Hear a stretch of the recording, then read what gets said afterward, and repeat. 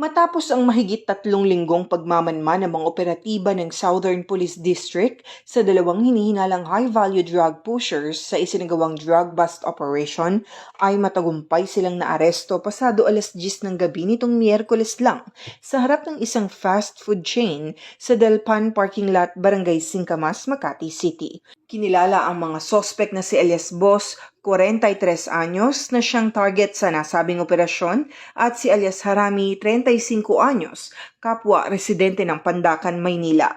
Ayon sa pulisya, isinagawa ang buy-bust operation ng mga operatiba ng District Drug Enforcement Unit ng SPD sa pangunguna ni Police Major Cecilio Thomas Jr., katuwang ang District Intelligence Division at Substation 1 ng Makati City Police.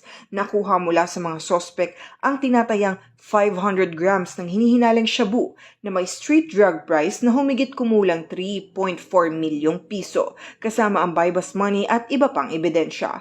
Dagdag pa sa investigasyon na parehong runner ang nasabing sospek na kumukuha ng ilegal na droga sa kanilang source na si alias Renz. Ibinabagsak nila ang mga ipinagbabawal na gamot sa iba't ibang lugar ng Makati, Taguig, Muntinlupa, Parañaque at sa iba pang bahagi ng Metro Manila.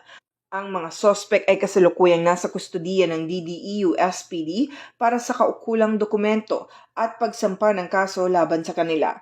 Sila ay nahaharap sa kasong paglabag sa Section 5 kaugnay ng Section 26 at Section 11 Republic Act 9165 o ang Comprehensive Dangerous Drugs Act of 2002.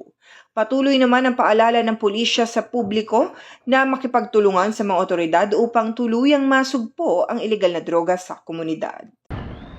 Mula dito sa Southern Police District, ako ang inyong PNN correspondent, Patrolwoman Meriton Veva, alagad ng batas, tagataguyod ng Balitang Pulis.